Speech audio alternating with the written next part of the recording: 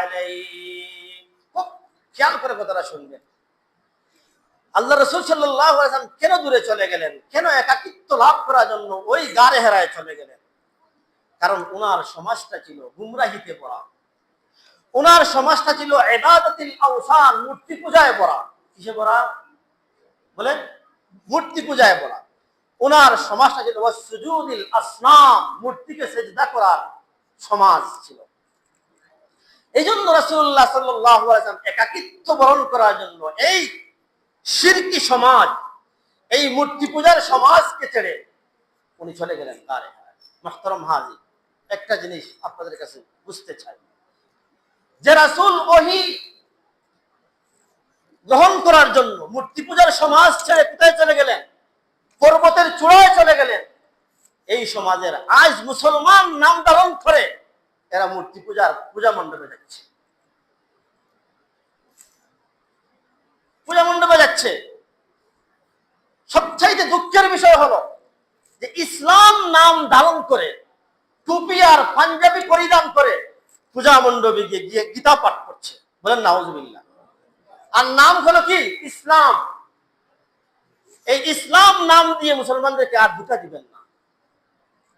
আপনারা রাজনীতি করতেন করেন, অন্যান্য যে সমস্ত ইসলাম নাম দিয়ে যারা রাজনীতি করে এদের মতো রাজনীতি করেন, কোনো অসুবিধা নাই। যান আপনারা গিয়ে গীতা পাঠ করেন, কোনো অসুবিধা নাই। নাম দিবেন ইসলাম, আর সেখানে গিয়ে মূর্তির সামনে এরকম করবেন আর গীতা পাঠ করবেন আর এরা উলুদনি দিবে। আপনারা সামাজিক যোগাযোগ মাধ্যমে দেখেছেন আপনারা, যা গোপনীয় কোনো কথা না। এদের মুখে দাড়ি, মাথায় টুপি, শরীরে পাঞ্জাবি, এরা গিয়ে গীতা পাঠ করে আর হিন্দু নারী পুরুষ মিলে উলুদনি দেয়। কি দেয়? ইসলাম নাম দিয়ে। এরকম মানুষদেরকে আর ধোঁকা দিবেন না, আর ধোঁকা দিবেন না। আপনারা যান, কোনো অসুবিধা নাই। অন্যান্য রাজনীতির দলরা যাইতেছে, কোনো অসুবিধা নাই। এদের নামে শুরুতে ইসলাম নাই, পিছনেও ইসলাম নাই, শুরুতেও নাই, পিছনেও ইসলাম নাই, কোনো অসুবিধা নাই। যান, ইসলাম নাম বাদ দিয়ে যান, কেউ কোনো কিছু বলবেন না। টুপি নিয়ে যাইয়েন না, দাড়ি পাঞ্জাবি নিয়ে যাইয়েন না। আমরা তো বুকে হাত দিয়ে বলতে পারবো।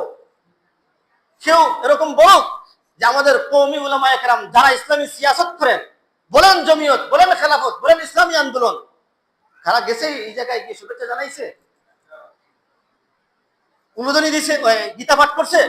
তোমরা কেন ইসলাম নাম দিয়ে মুসলমানদেরকে বেজ্জত করতেছো, ইসলামকে বেজ্জত করতেছো? ইসলাম নাম বাদ দাও, দিয়ে যাও, কোনো অসুবিধা নাই, কোনো অসুবিধা নাই। কেউ কোনোদিন কোনো কিছু বলবে না তোমাদেরকে। দুঃখের সাথে বলতেছি, ইসলামকে তোমরা কি মনে করেছো? ইসলামকে এরকম তোমরা অপমান করবা? 90% মুসলমানের দেশে ইসলামকে অপমান করবা? ইসলাম বাদ দিয়ে অপমান করো। এমনকি গত জুমায় আমি আলোচনা করি, মুসলমানও যাইতে পারে না, আর তোমরা ইসলাম নাম দিয়ে যাবে, এটা তো বড় দুঃখজনক। রাজনীতির স্বার্থে আগে কি রাজনীতি? আগে না, আগে মুসলমান আর ইসলাম? বলেন, আগে রাজনীতি না আগে মুসলমান আর ইসলাম? আগে মুসলমান, আগে ইসলাম, আগে রাজনীতি নয়। আমার মুসলমানিত্ব ঠিক থাকলে, আমার ইসলাম ঠিক থাকলে, যে ইসলাম, যে মুসলমানিত্ব আমার দিনকে বাঁচায়, এরকম রাজনীতি আমি করব। আর যে রাজনীতি আমার ইসলামকে ধ্বংস করে দেয়, আমার ইসলামকে বেইজ্জতি করে, এই ইসলাম কোন ধরনের ইসলাম? কোন ধরনের ইসলাম? আজ যদি একজন কেউ যদি পাঞ্জাবি টুপি এগুলা পরে যদি চুরি করে, তাহলে কি বলবেন? এই দেশ রয়েছে প্রতারণা করার জন্য মানুষের, মানুষ বলতে যে সে ভালো, সে চুরি করতেছে, সে চুরি করতেছে। আজ দেখা যায়, দুঃখ লাগে যে কিছু মুসলমানরাও এদের পূজা মণ্ডপকে পাহারা দেয়। কি জন্য পাহারা দিবে? এদেশে কি আইন শৃঙ্খলা বাহিনী নাই? পাহারা দেওয়ার জিম্মাদারি আইন শৃঙ্খলা বাহিনী না মুসলমানদের?